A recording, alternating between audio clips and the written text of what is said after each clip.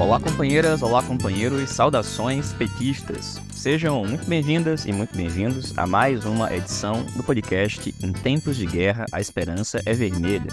Hoje é sexta-feira, dia 18 de outubro. Eu sou o Patrick e toco a conversa junto com vocês.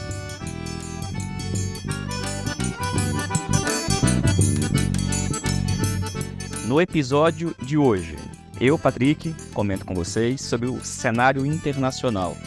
Começando pelas eleições dos Estados Unidos, as suas implicações lá e em todo o mundo, e a atual situação da guerra de Israel contra a Palestina e agora também do Líbano. E falamos do cenário nacional, em relação às eleições municipais, às queimadas e aos desafios do governo Lula.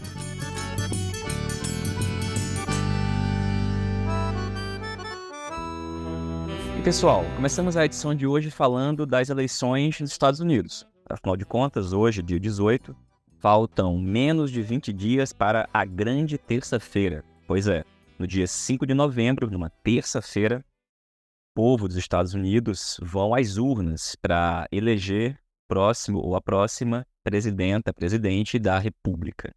Como todo mundo está acompanhando, nesse momento, a disputa principal é entre Donald Trump e Kamala Harris. A maioria das pesquisas indica um empate técnico, ora com Trump à frente, ora com a Kamala Harris à frente. É óbvio que é muito difícil para nós aqui olharmos para essas pesquisas e fazermos alguma leitura mais aprofundada. Afinal de contas, o sistema eleitoral dos Estados Unidos é bastante diferente do nosso. A gente sabe que lá a eleição não é direta, mas é por meio do chamado colégio eleitoral, colégio de delegados. Cada um dos 50 estados elege uma quantidade X de delegados e são esses aqueles que vão votar. E quem ganha a eleição no estado leva todos os delegados. Então, nesse exato momento, a grande questão é quem vai vencer nos chamados estados pêndulos, um conjunto de 7 estados que são decisivos para a eleição presidencial.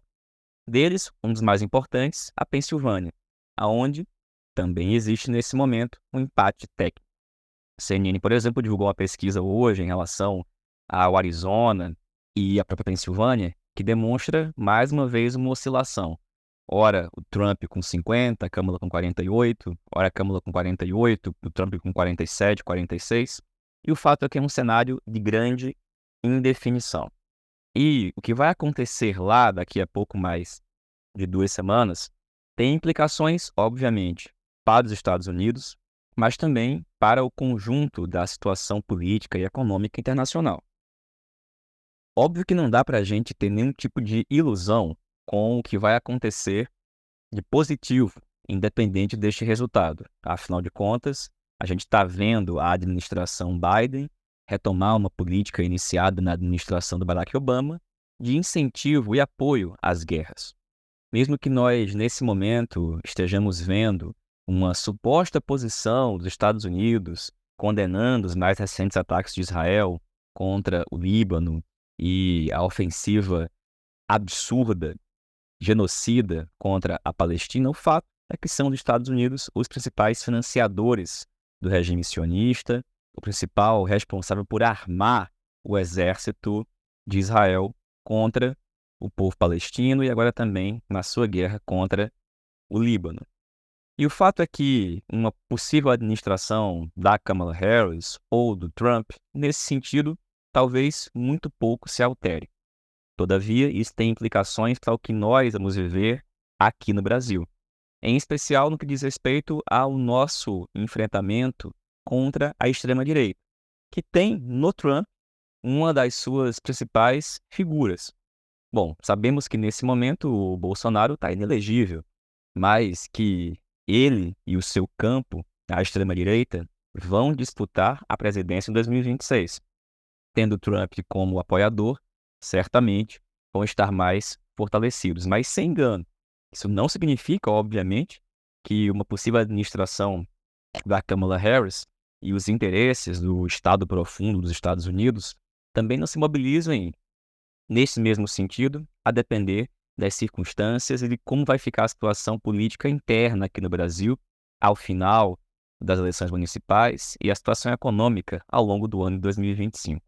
Tem muita coisa para acontecer, mas o fato é que a gente deve continuar acompanhando com muita acuidade o desenrolar essa reta final da eleição dos Estados Unidos, bem como o seu resultado lá no próximo dia 5 de novembro. E uma implicação mais imediata diz respeito ao conflito no Oriente Médio. A gente está terminando, agora de completar mais de um ano do início do conflito na Palestina, no dia 8 de outubro de 2023. Uma guerra de mais de um ano e 10 dias nesse exato momento, do Estado de Israel contra a Palestina, e agora que escalou contra o Líbano em uma ofensiva que no dia de ontem, ao longo do dia de hoje, se confirmou com o assassinato de mais uma das lideranças do Hamas. E ainda assim, a guerra continua. Ficou evidente que aquilo que foi dito por mais de uma vez por representantes do governo Netanyahu, de que se trata de uma solução final contra o povo palestino, terá seguimento enquanto o criminoso Netanyahu continuar presidindo e à frente do governo de Israel. É preciso que, nesse exato momento, nós sigamos manifestando toda a solidariedade ao povo palestino, à causa palestina e denunciando os crimes de guerra praticados por Israel, agora não mais apenas contra o povo palestino, mas também em uma escala ainda maior, em um conflito que pode se expandir para o conjunto do Oriente Médio. A gente está caminhando para o final do ano e, como a gente começou a dizer lá no ano passado, a gente terminou chegando nesse mês de outubro, novembro, dizendo que a gente estava terminando 2023 com mais guerras do que tínhamos começado o ano passado. Uma vez que já estava em curso a guerra Rússia-Ucrânia. Terminamos 2023 com a guerra Rússia-Ucrânia tendo seguimento e com o início do conflito de Israel contra a Palestina. E agora estamos terminando 2024 com mais um conflito. Os dois continuam, e um terceiro. E o fato é que esses tempos de guerra não podem ser esquecidos, porque muitas vezes a gente acha que o conflito diminuiu, reduziu, quando na verdade ele continua muito, muito intenso. Muitos inocentes morrem todos os dias, crianças, mulheres e idosos, e nós não podemos deixar de esquecer e sempre manifestar a nossa solidariedade. E pessoal, por falar em solidariedade, nesse exato momento, toda a solidariedade ao povo cubano, que está enfrentando uma situação dificílima em virtude da escassez de combustíveis para alimentar a principal matriz energética do país, que são as usinas termoelétricas.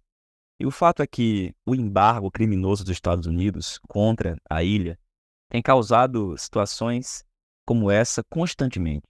A ilha e o povo cubano enfrentam constantemente uma enorme dificuldade de sobrevivência pelo criminoso embargo feito pelos Estados Unidos, aprofundado no finalzinho do governo do Donald Trump, e que, nesse exato momento, tem continuidade nas mãos do Biden. Ou seja, o que nesse exato momento faz com que milhões de cubanos estejam contingenciando a sua energia, racionando ou sem luz, é uma política internacional criminosa, de perseguição, de condenação contra a ilha e contra o povo de Cuba. Nesse exato momento, é importante que exista uma forte campanha também aqui na região de solidariedade ao povo e ao governo de Cuba, que inclusive deve ser lembrado ao nosso governo. É importante que o governo brasileiro tenha solidariedade e tome ações e medidas contundentes para ajudar um país amigo, aliado e um povo que sempre foi solidário à classe trabalhadora brasileira, aos governos de esquerda, progressistas, e que nesse momento precisam de toda a ajuda possível. Todo apoio, toda solidariedade, todos unidos e unidas com Cuba. Pessoal, dito isso, falamos agora do cenário nacional. Afinal de contas, 18 de outubro, e a cada dia que passa, chegamos mais perto do segundo turno das eleições municipais. Na edição passada aqui do podcast, nós apresentamos a resolução da Executiva Nacional da Tendência Petista Articulação de Esquerda, de balanço preliminar das eleições. Ouvimos o companheiro Walter Pomar, que também comentou esse cenário, e essa semana, para quem nos assistiu, nós voltamos a falar desse assunto no programa Antivírus. Na edição de hoje, o mais importante é lembrar que nessa reta final, nessa semana final, é importante que quem puder contribua ajudando presencialmente, virtualmente, financeiramente, todas as campanhas de esquerda, principalmente as do PT, aonde você puder. O cenário, como nós falamos, é que nesse momento o balanço não é positivo. A esquerda e o PT não saíram vitoriosas. A direita e a extrema-direita conseguiram, no primeiro turno, uma vitória política e eleitoral. Elegeram a maioria dos prefeitos, vereadores, das pequenas, médias e grandes cidades, grandes bancadas parlamentares e tiveram principalmente a maioria de votos. Agora, esse balanço pode mudar se o nosso desempenho no segundo turno for positivo. Se a gente conseguir, por exemplo, uma vitória em São Paulo com Guilherme Boulos, se a gente conseguir eleger aquelas capitais em que o PT está disputando, como é o caso de Porto Alegre, de Cuiabá, de Fortaleza, de Natal, nas médias cidades onde nós temos condições de também vencer, o fato é, o segundo turno está acontecendo e é possível.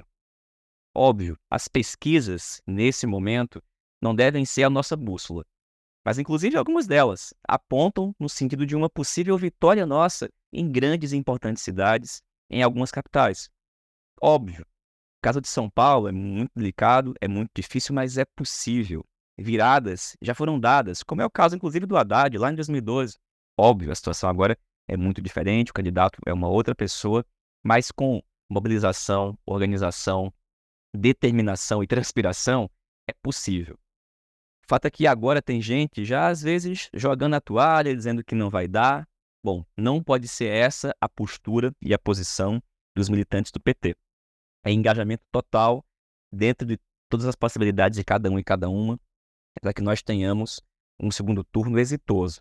Porque disso depende um balanço positivo do nosso desempenho e de criar as condições para a gente começar 2025 melhor do que a gente está terminando 2024.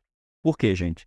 Porque a gente está terminando o ano de 2024 em condições não muito melhores e em algumas circunstâncias piores do que nós terminamos o ano de 2023.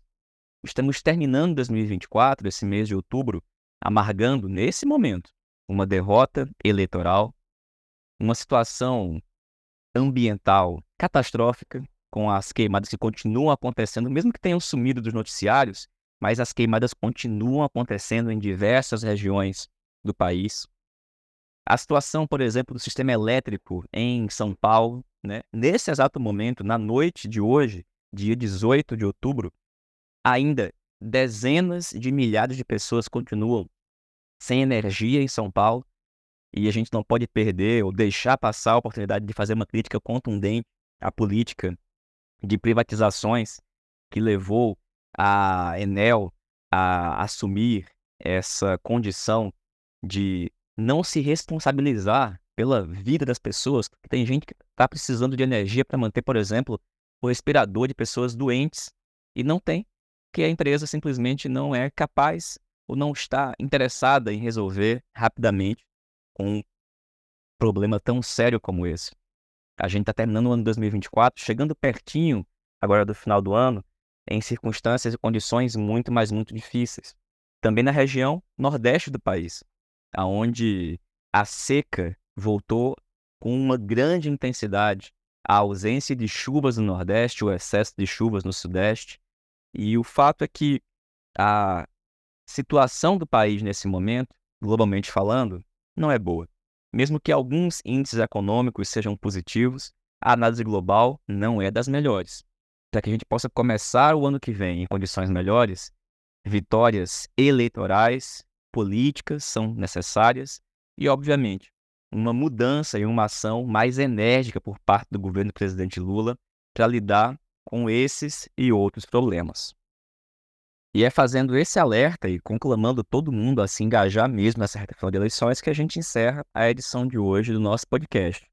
Uma edição feita por mim para dar conta dessa série de temas e um convite para você que nos escuta, que tem sugestões de pauta, de tema, que quer participar com a gente, a enviar o seu comentário, a sua sugestão. A gente está chegando nessa reta final das eleições. Na próxima edição, a gente vai focar, vai escutar as perspectivas nas principais cidades que o PT tem candidatura, mas também escutar companheiros e companheiras que já podem fazer balanços mais detalhados das consequências do resultado das eleições e as perspectivas para esse nosso período de reta final de 2024. Muita campanha, muita luta, determinação. A gente se reencontra aqui na próxima semana. Saudações petistas e até mais.